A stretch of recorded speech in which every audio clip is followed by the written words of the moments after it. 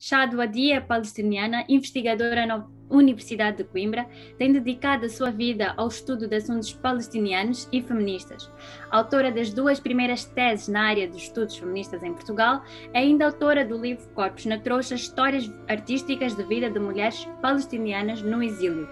Uma incessante lutadora pela liberdade, Shadu Adi junta-se hoje ao Nós Voz para nos falar da questão da Palestina, de uma nação que ficou sem território.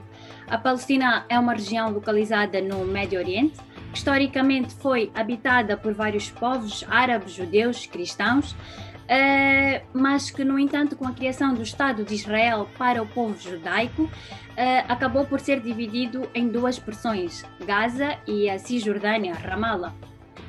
Este processo não foi pacífico e trouxe consigo conflitos políticos, militares, tendo em conta que o povo palestiniano viu-se injustiçado, uma vez que na altura 57% do seu território ficou com os judeus e apenas 43% com os árabes, que eram a maioria.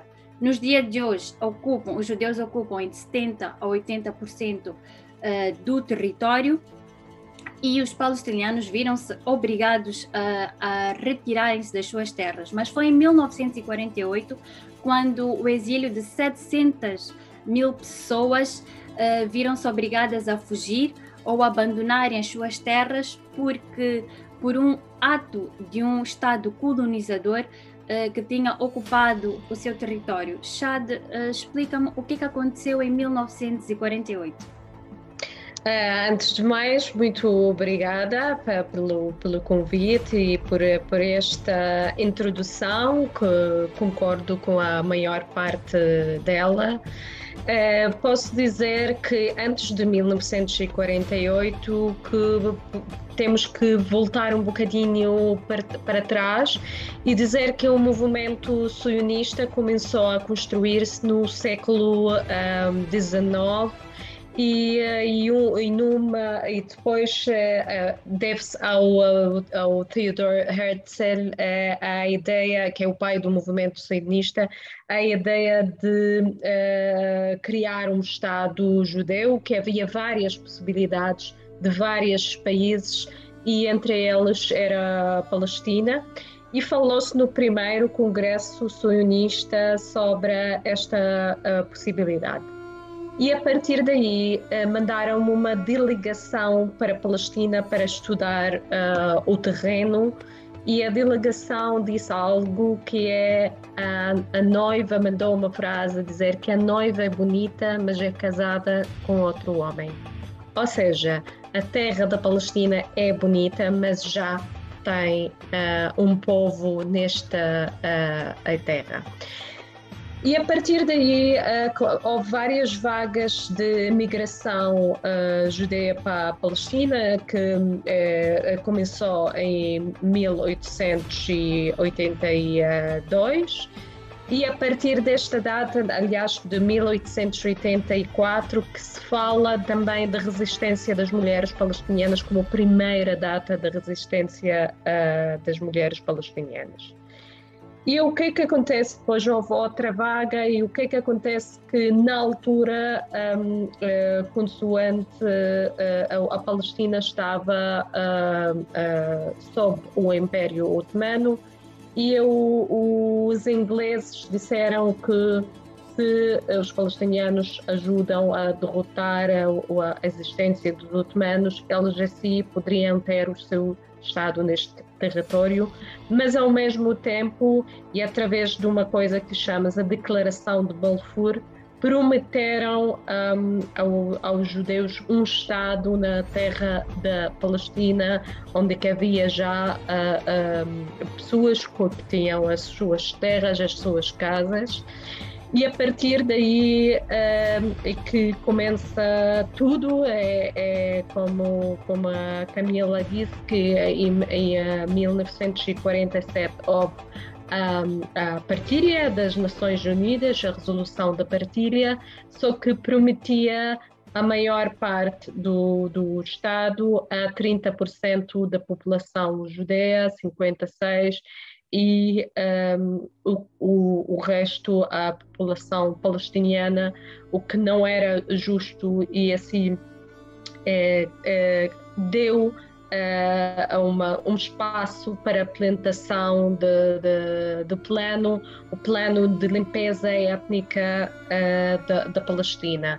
E este plano de limpeza étnica da Palestina, que nós chamamos Nakba, e que aí estou a responder à sua pergunta, que começa em 1948, portanto, o Nakba começa com uma ação com um plano militar, o Dalet, que pretende a limpeza étnica da Palestina, e aí que aconteceu vários massacres na Palestina e foram apagadas 530 vilas e cidades e foram expulsas mais de uma grande parte da população, cerca de 800 mil pessoas que foram expulsas em 48. E, portanto, isto que é exatamente que acontece em 48, é aquilo que nós chamamos de Nakba, que é catástrofe, o momento mais triste para o povo palestiniano. E neste momento que tem efeito até hoje. Portanto, aquela limpeza étnica que começou em 48 está a continuar e tem efeito no povo palestiniano até o dia de hoje. Os acordos de Oslo foram assinados em 1993, pretendiam de alguma forma devolver a esperança ao povo palestiniano, dando novamente posse a este território, mas as coisas não correram como pretendido quando o assassinato também dos seus representantes. O que aconteceu a seguir a este acordo?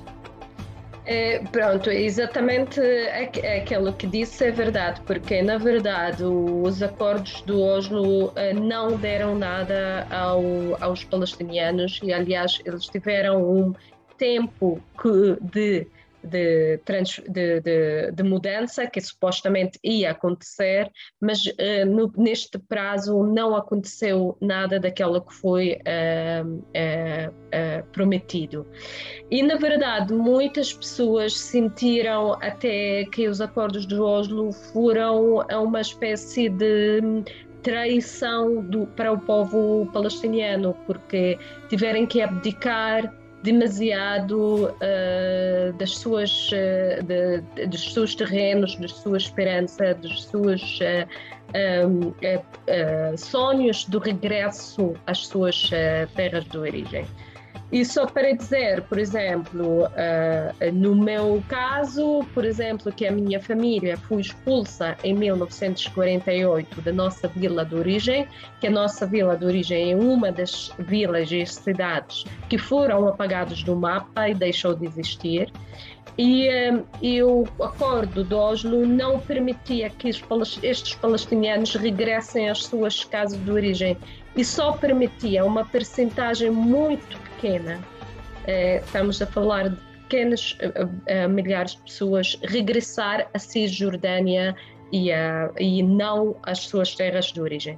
E, portanto, e mesmo assim, por exemplo, no caso da minha família, para questões políticas e burocráticas, eu fui das poucas pessoas que conseguiram, depois dos acordos de Oslo, regressar à Palestina, mesmo que, por exemplo, na altura o meu pai era muito crítico dos acordos de Oslo, mas aceitou qualquer direito que seja nosso, nós agarramos a este direito.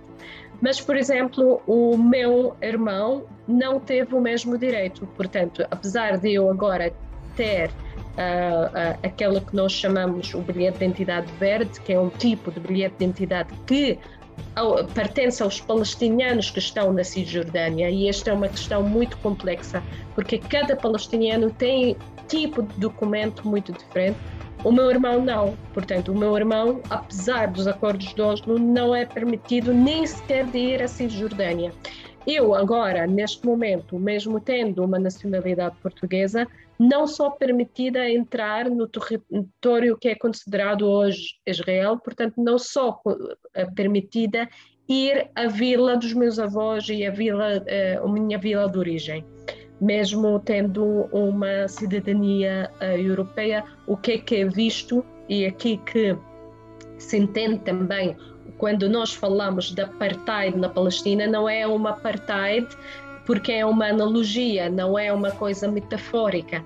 É mesmo há um apartheid em que os palestinianos não podem passar certas ruas, e estou a falar também na Cisjordânia, portanto, também nos territórios que é considerados em todas as resoluções internacionais Palestina, há colonatos, e nestes colonatos há ruas que vão até os colonatos, portanto, os colonatos são terrenos ocupados onde é que construído casas para os colonos, as pessoas que ocuparam a terra, e estou a falar de territórios em 67, não é dos territórios ocupados em 48, por exemplo, por dentro das cidades palestinianas, há ruas em que eu não sou permitida passar dentro da cidade só por ser palestiniana.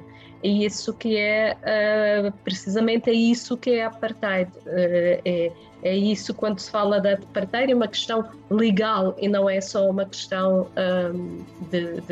metafórica. Exato, bem falou dos colonatos, e segundo dados até 2019 tinham sido construídos 120 colonatos, o que demonstra o verdadeiro ato de violação aos direitos humanos, e é algo que nós vemos até hoje. Devido a estes conflitos, a Palestina também acabou por se tornar num território pobre e com recursos naturais escassos, como é o caso da água. Durante 2020 e até 2021, o mundo soube o que é viver as consequências de uma pandemia. Dito pelas suas palavras, Chad, a Palestina já vivia sobre estas condições há muito. Se para nós o recolher obrigatório passou a ser uma obrigatoriedade, os palestinianos sempre viveram sobre o recolher obrigatório. Se havia praias vedadas, há palestinianos que nunca foram à praia. Se as fronteiras passaram a ser limitadas, a liberdade sempre foi condicionada na Palestina. Para além de que quase 1 milhão de palestinianos já foram presos desde que começaram estes conflitos, desde homens, mulheres, crianças, e aparentemente sem justificação plausível para tal. Isto traz à tona um assunto muito pertinente e que vem ganhando cada vez mais força, que são os refugiados, as pessoas que deixam os seus países, as suas famílias, as suas casas, por não terem outra opção e se veem obrigados a abandonar as suas vidas. O que é que se pode fazer para aumentar a consciencialização do mundo quanto a este assunto e até mesmo para ajudar estas pessoas? Primeiro de tudo, obrigada para esta entrevista, esta introdução que está muito bem preparada, até as minhas palavras estão aí, e realmente é isso que aconteceu durante a pandemia, que as pessoas conseguiram sentir aquilo que o povo palestiniano sente todos os dias, de não conseguir ter um recolher obrigatório, de não conseguir viajar, de não conseguir ver o mar que está exatamente ao lado. Mas eu estou a falar de pessoas que têm a minha idade e que têm o mar a 20 minutos e nunca na vida deles viram o mar, não sabem o que é o mar, não são permitidos de ir lá. E este também é a questão da pandemia, que está muito também ligada à questão dos prisioneiros palestinianos e as prisioneiras palestinianas, que neste momento há uma coisa que chama-se prisão, a detenção administrativa. A detenção administrativa é um tipo de prisão em que as pessoas estão detidas sem julgamento e sem dizer às pessoas porque que estão detidas, e pode até 6 meses renováveis. Portanto, há agora neste momento muitas pessoas que estão em greve de fome por causa desta injustiça de não ter os direitos mínimos, de saber porque que são presas. E há pessoas que estão em greve de fome há mais de 100 dias e, portanto, esta é uma situação que é preciso alertar o mundo sobre a situação dos presos políticos na Palestina, especialmente que agora, por exemplo, uma das organizações que defende o direito dos presos políticos é considerada pelo Estado de Israel, que ele é próprio um Estado terrorista, está a considerar uma organização que recolhe os dados, os números, uma organização de investigação, está a considerar a investigação uma organização terrorista. E por isso que é muito importante dizer isso. Agora, respondendo à pergunta sobre os refugiados, é importante também saber que muitos dos refugiados que estão aqui em Portugal hoje são descendentes de refugiados. Portanto, houve refugiados sírios, palestinianos na Síria, que agora são refugiados outra vez. Portanto, só para perceber como é que este assunto está a passar de uma geração a geração, e agora há refugiados que estão duplamente ou triplamente refugiados de uma guerra para outra guerra.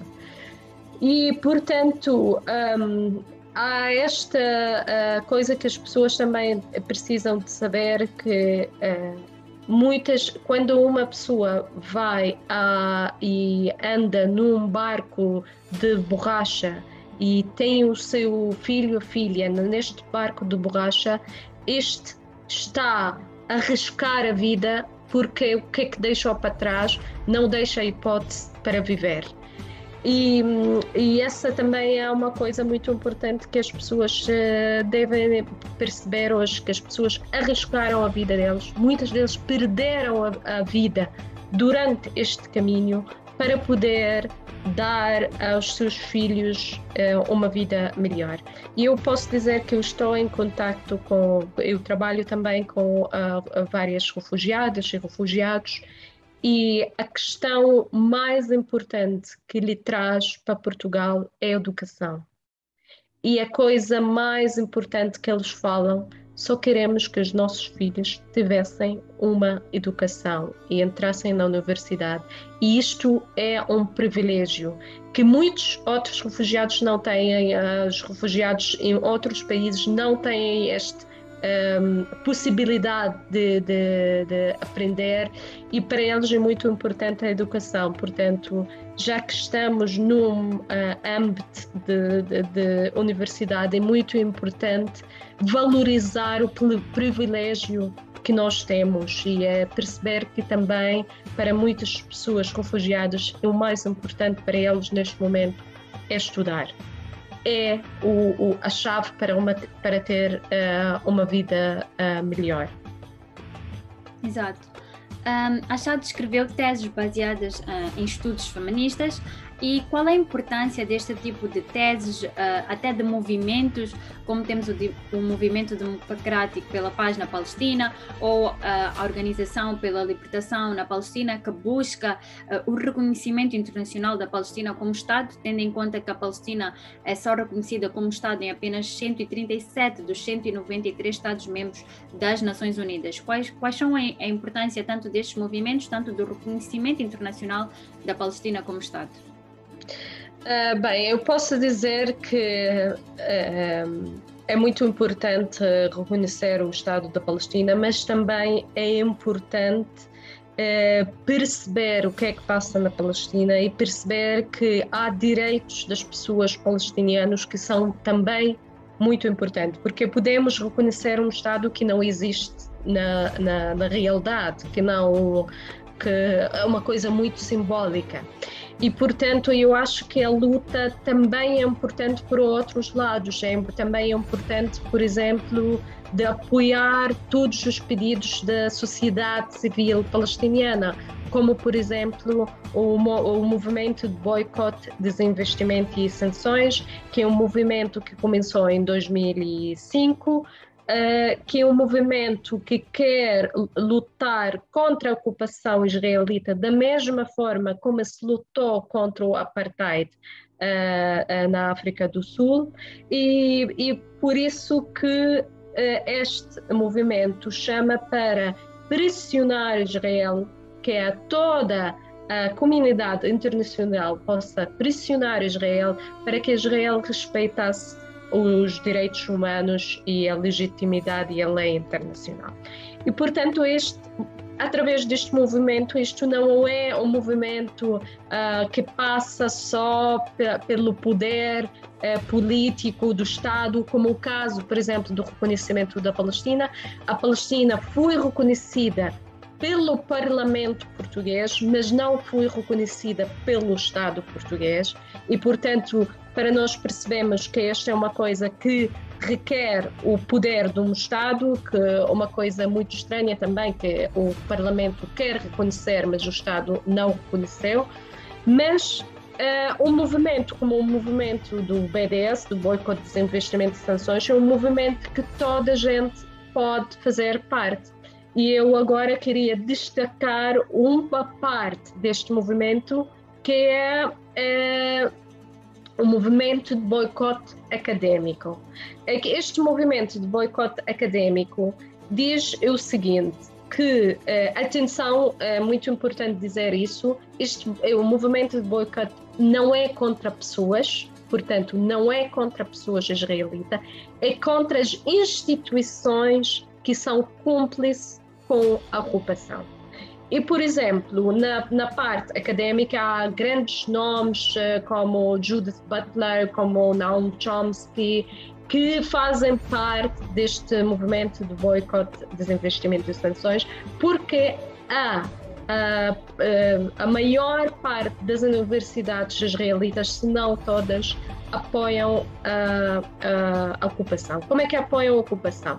Há universidades que fazem investigação pelo exército israelita, há universidades que estão em terreno ocupado em 67, há universidades que estão em colonatos.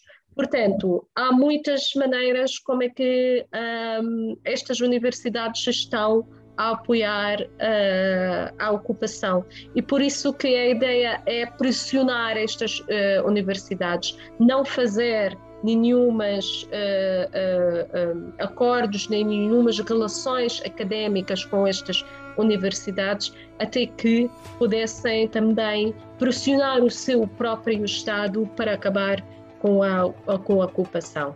E por isso também é importante falar disso. Também há um movimento de boicote cultural, que também é forte aqui em Portugal, para além do movimento de boicote económico. Achad nasceu no Egito e viveu durante a sua infância na Jordânia, apesar de não ter nascido na Palestina, considera-se palestiniana, e teve a oportunidade durante a sua vida de voltar algumas vezes à Palestina, não à sua vila, mas já lá esteve. E eu queria perguntar qual foi a sensação a primeira vez que foi à Palestina, que sentiu que estava no seu país, e quais as diferenças que notou das diversas vezes que lá esteve. Bem, eu posso dizer que eu como é que eu digo também na minha tese, no meu livro, que eu sou palestiniana. No início era porque, pronto, eu não tinha ligação sincera a narrativas das minhas famílias, portanto, porque me disseram que sou palestiniana. Mas, na verdade, hoje eu digo que sou palestiniana entre outras possibilidades, mas a minha liberdade é palestiniana. Portanto, eu escolho ser palestiniana, eu quero ser palestiniana e serei palestiniana.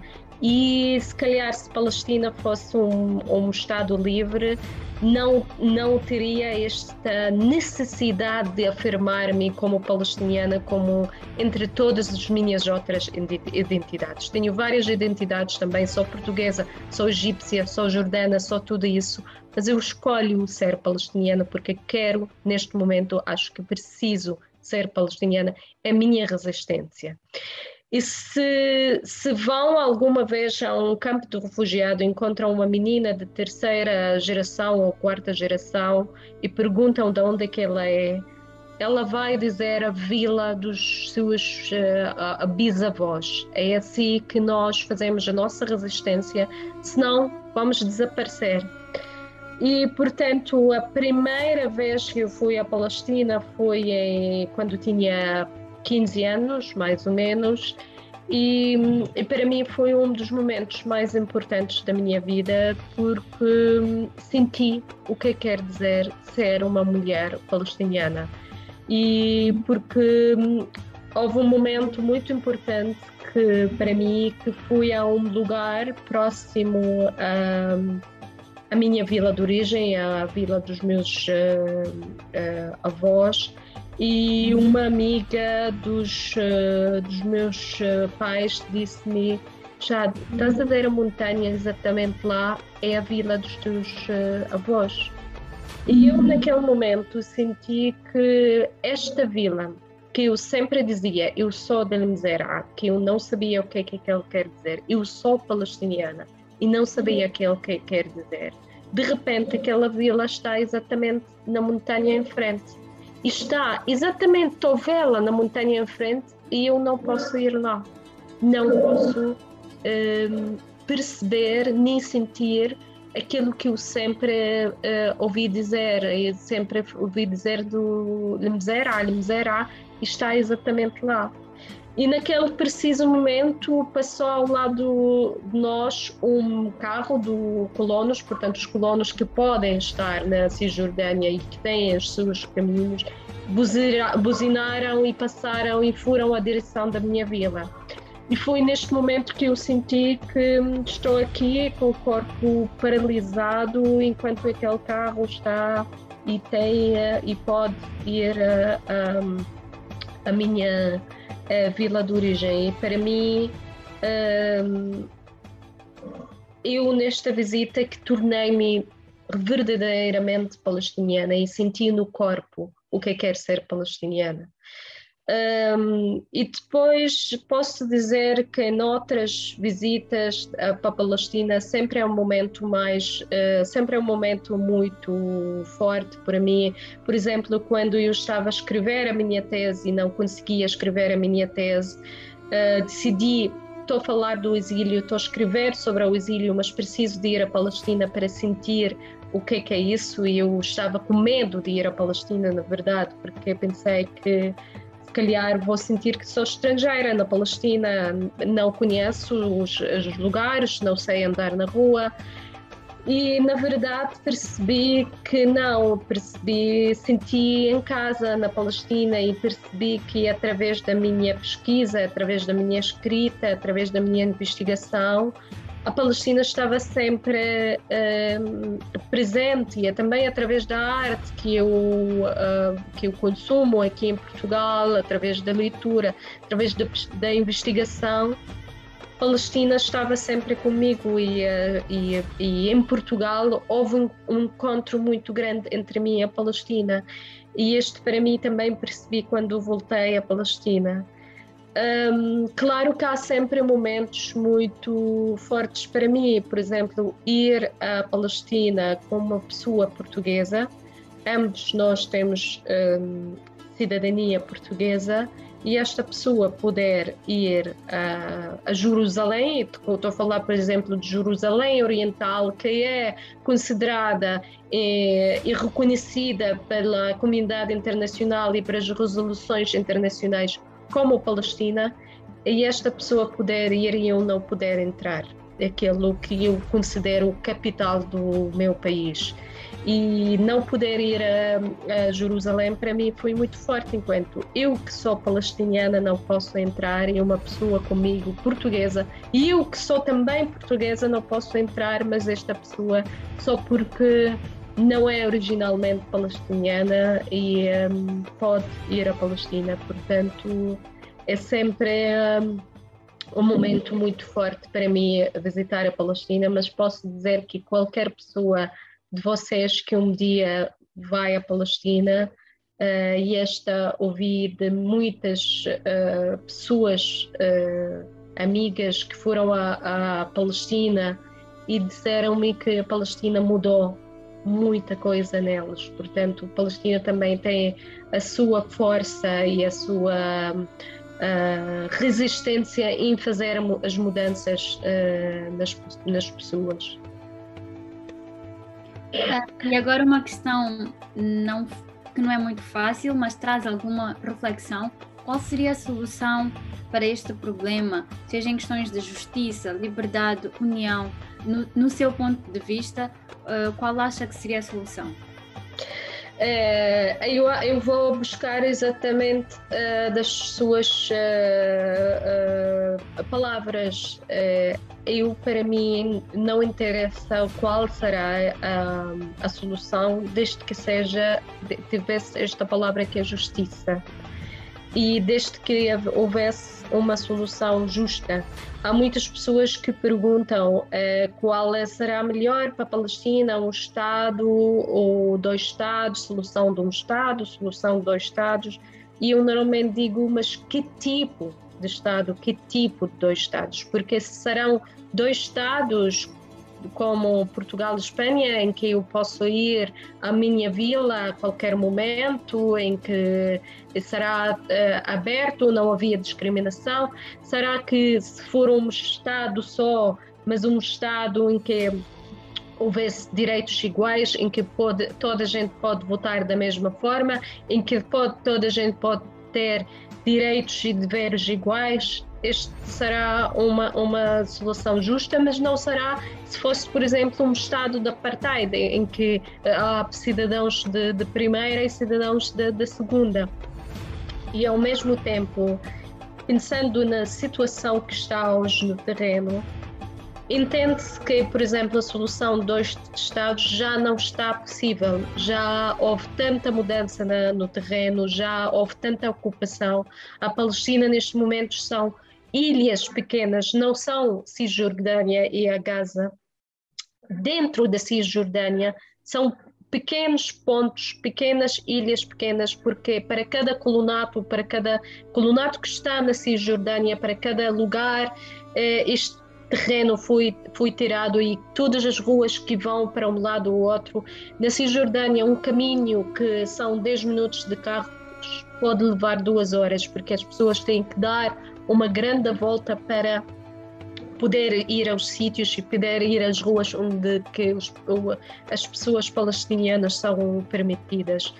E, portanto, qual será a solução? É isso que eu estou a dizer. O outro dia uma pessoa disse, mas não há solução. E eu disse que há um poeta palestiniano que disse que o problema do povo palestiniano que tem uma doença incurável chamada esperança. E, portanto, com esta esperança que nós vamos sempre acreditar que haverá uma solução, e haverá uma solução justa, e nunca vamos abdicar da nossa resistência e da nossa resistência em ter esperança em que haverá um dia uma solução, e haverá um dia uma Palestina livre, e haverá um dia um regresso para as nossas vilas e cidades, mesmo aquelas que supostamente já não existem, para nós ainda existem. Com certeza. Antes de terminar, gostaria de fazer-lhe uma última pergunta. Escreveu um livro baseado na sua tese, Corpos na Trouxa, e eu pergunto-lhe, Chad, que sonhos traz a Chad na sua trouxa? O meu sonho é exatamente isso. Eu costumo dizer que eu tenho o meu sonho sempre na minha trouxa, e sempre abro a minha trouxa para contar o meu sonho quando é preciso. Que o meu sonho é regressar a uma Palestina livre, e o meu sonho é não ter que contar a minha história, não ter que estar aqui a explicar a situação da Palestina, não ter que estar sempre a insistir a ter esta atitude, e em que eu queria curar desta doença que é chamada esperança, porque um dia não vai ser preciso ter esperança, porque vamos ter uma Palestina livre, e eu vou desfazer da minha trouxa e acabar e não ter essa necessidade de dizer todos os dias eu sou palestiniana, não ter esta necessidade. Este é o meu sonho, um regresso à Palestina livre. Chad, em nome da Associação Académica da Universidade de Aveiro, o nosso muito obrigada. Foi um grande gosto tê-la aqui hoje conosco a falar de uma questão tão importante, tão pertinente, uma causa que precisa verdadeiramente de mais visibilidade e que mais pessoas se juntem e que também estejam atentas àquilo que está a acontecer ao redor do mundo e que acho que a todos nos aflige e nos atinge também. Por isso, mais uma vez, o nosso muito obrigada pela sua colaboração. Eu que agradeço as vossas palavras e a vossa solidariedade e podem continuar a contar comigo para qualquer informação, qualquer ajuda que precisam sobre a Palestina, sobre o feminismo e convido-vos também a estarem sempre atentas àquilo que está a acontecer na Palestina e juntar os movimentos de solidariedade com a Palestina e talvez um dia também possam ir visitar a Palestina, que também vão perceber muito daquilo que está a passar. Com certeza. Muito obrigada. Obrigada, Eva.